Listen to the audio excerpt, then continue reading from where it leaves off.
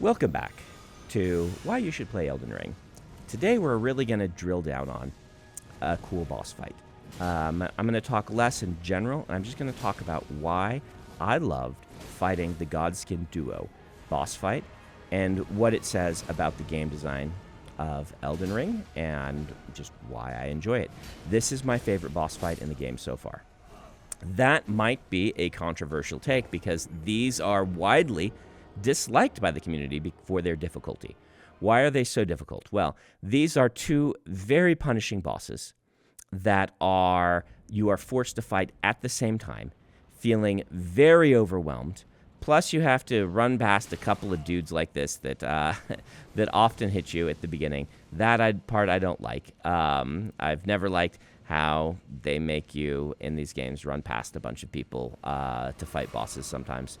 But this boss fight is incredible, and I think it deserves to be talked about in regards to why it is so far the perfect boss fight in these games, and how well designed it is. So we have two enemies, right, at the same time, and that feels really unfair. They both are really difficult enemies, and you're going to fight them at the same time. But what is cool about this? Well, you originally meet these bosses separately. This is kind of a new thing for Elden Ring. As an open world game, it does this thing where you will often fight bosses a couple of times. Some people complain about this. I find it great. Why I find it great is, number one, the game designers, Miyazaki and his team at From Software, often will make it so that the fights are distinctive even though you're fighting the same person. They have a little different quirk to them. And I'm going to talk about in this how that builds to an excellent boss fight. When in my playthrough, I first met the tall, skinny one at the top of a mountain surrounded by a bunch of strange dancing people. A very surreal location, and he was super hard. He's one of these fast bosses, and they have this thing. You'll notice that when I try to heal, they cast a fireball that just smashes into you.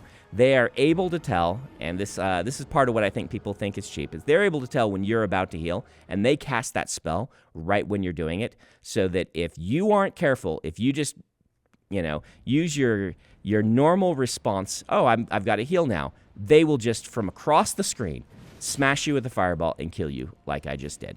You can't just play the way you always play. I love how they force you to shake up your style. And yeah, it's unfair. The whole series is unfair, except for one thing, as I've said before. You are immortal and get to try over and over again and learn and grow, and the bosses stay the same difficulty.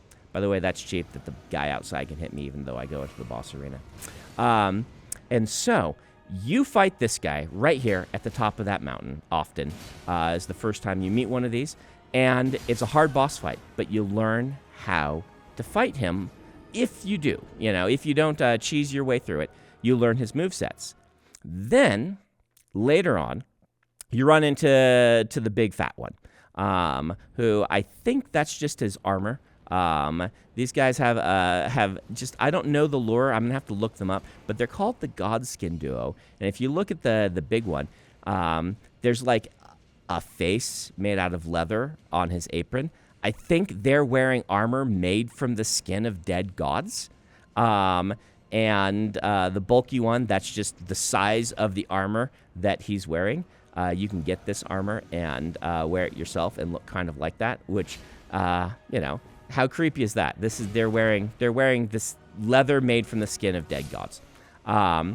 And as before, if you haven't watched one of these things, I am dying pretty quickly because I've built a glass cannon build.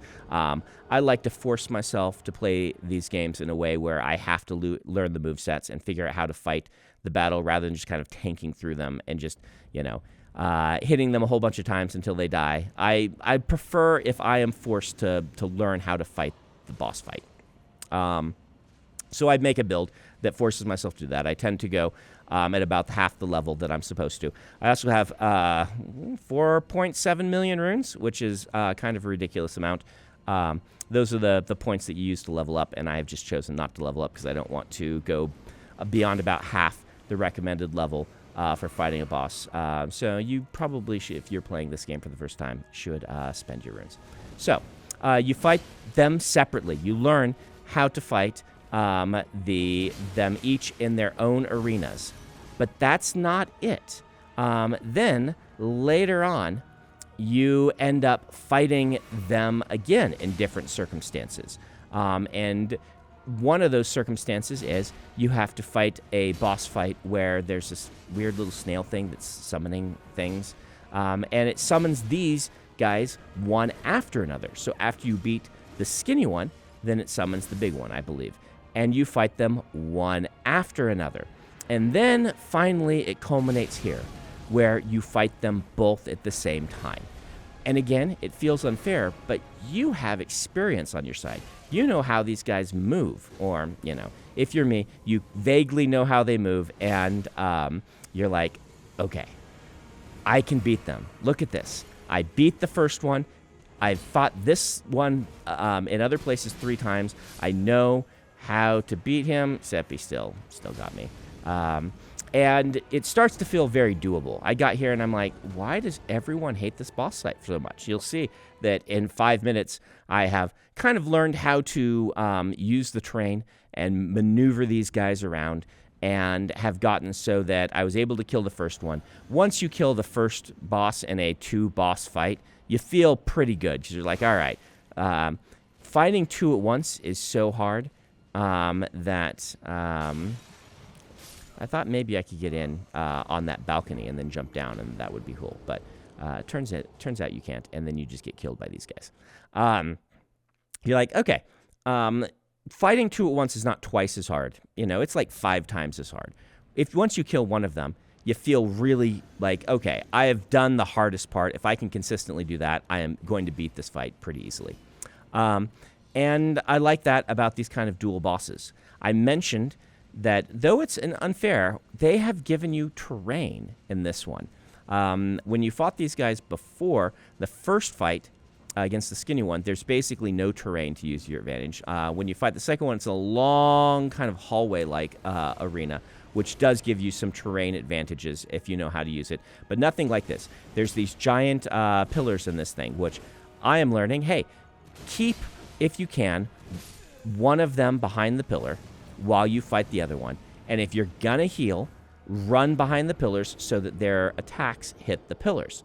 I'm starting to figure out, okay, this arena is set up really well for me to use against these bosses, because while they're fast and punishing when you're close to them, they aren't really fast at chasing you.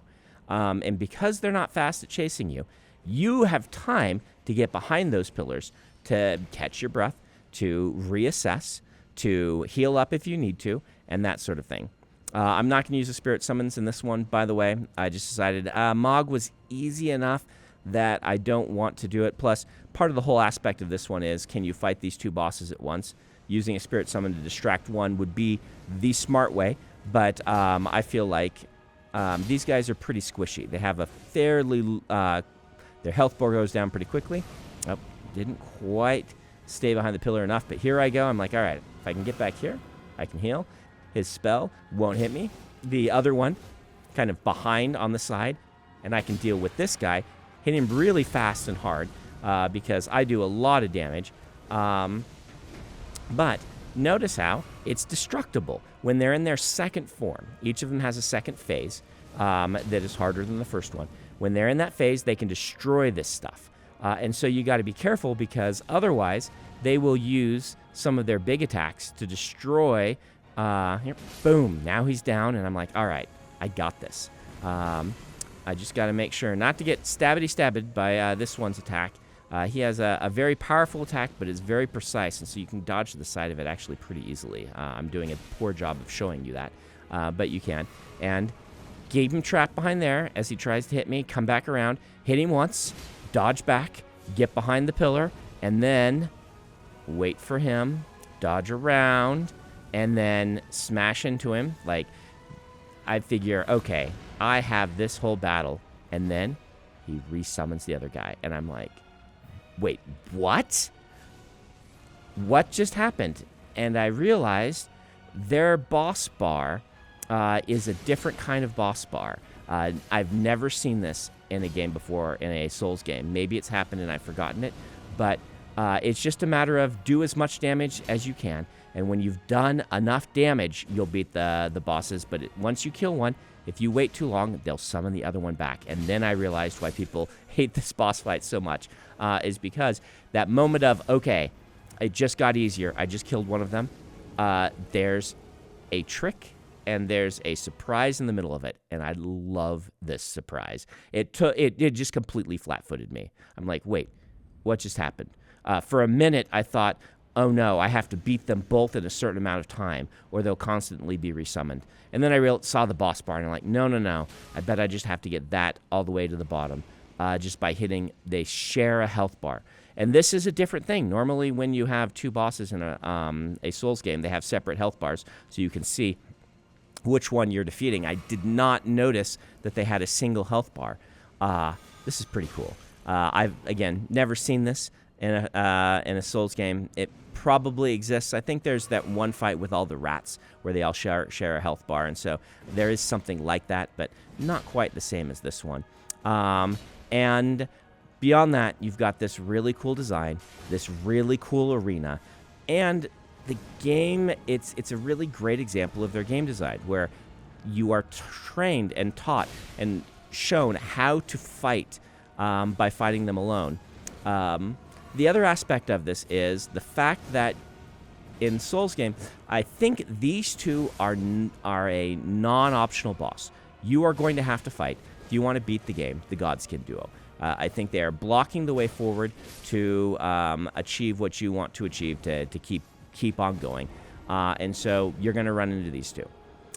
That's actually cool because most bosses, in fact, from what I understand, some of the hardest bosses of the game are non-optional, and you don't have this method of practicing by fighting basically weaker versions of them.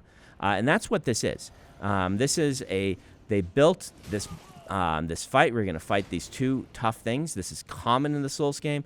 In Dark Souls 1, the hardest fight, at least for me in the whole game, is a dual boss fight that is not the ending boss.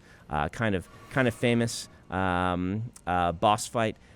And then they said, well, let's reward you for exploration, doing the thing we want you to do in this game. Explore around, find different places to go.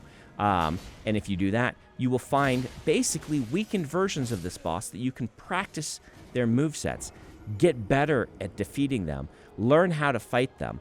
And then when you get here to this boss fight, you're going to feel way more competent than the person who didn't explore, didn't experience how to fight these guys.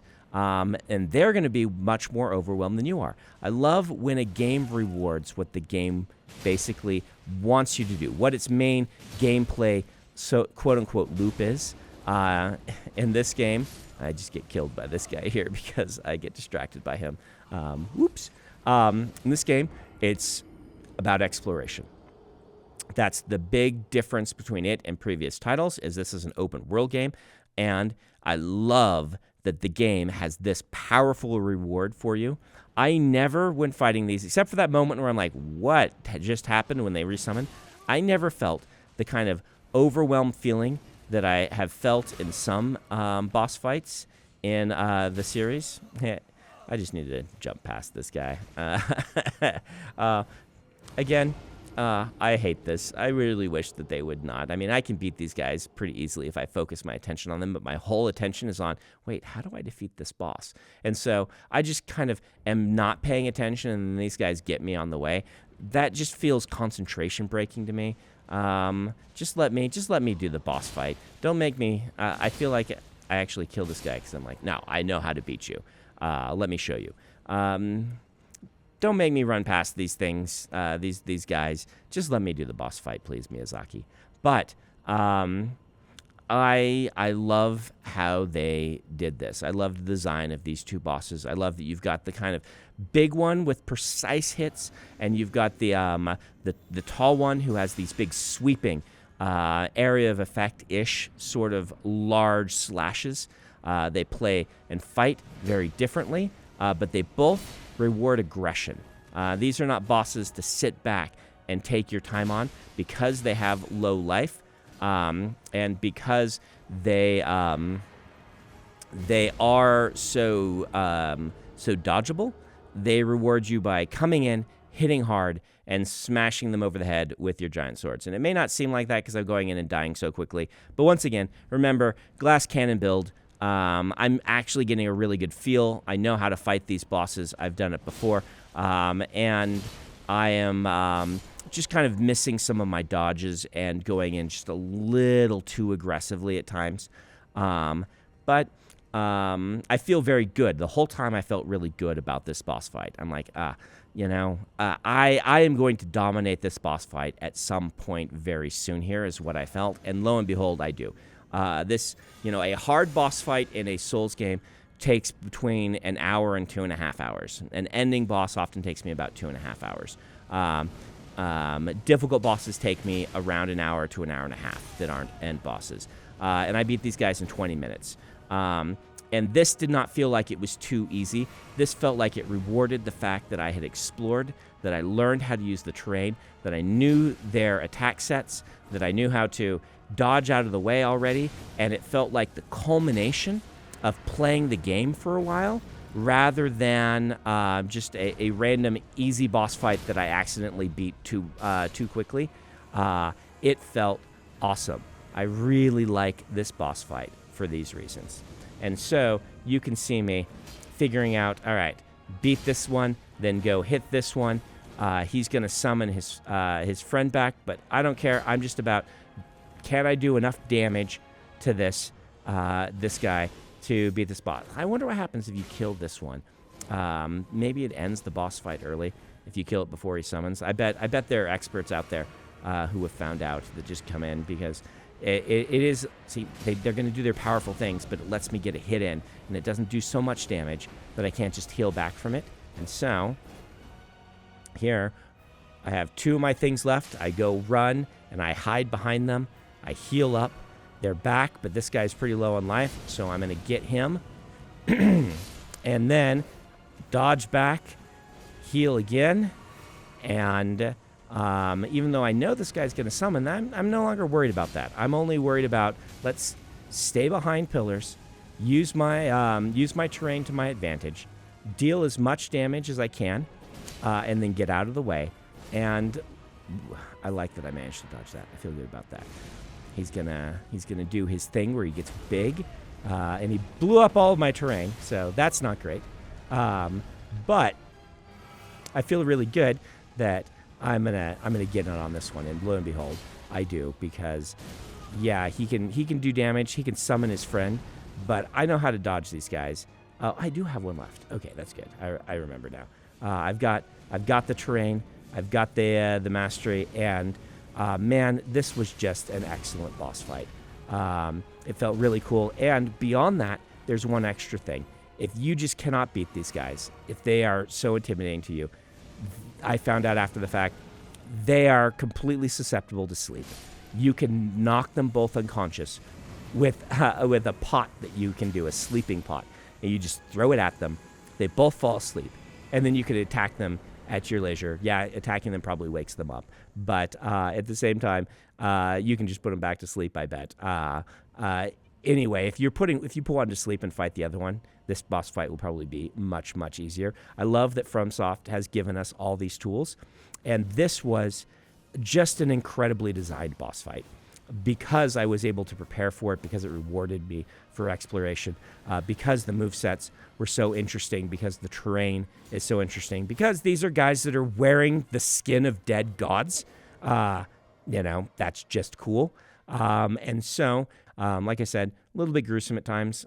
This is dark fantasy. But thank you, FromSoft, for an excellent boss fight.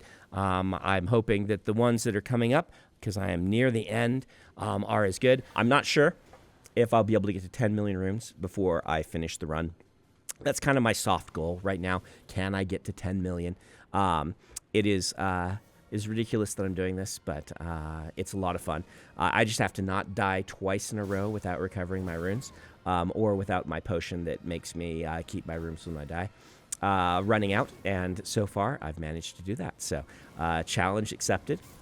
I will be back when I fight the next boss for you guys, which I believe is going to be the boss of this whole region. I'm not sure who it is. I've heard the name mentioned on Reddit, and I don't recognize the name really well. But again, I'm not steeped enough in the lore yet. So we'll see who it is and what kind of boss fight that is when I get there. And I will talk more about why I love the series over that video. You can also watch me You can watch me live tweeting as I play the game occasionally. I really don't have as much time as a lot of people do.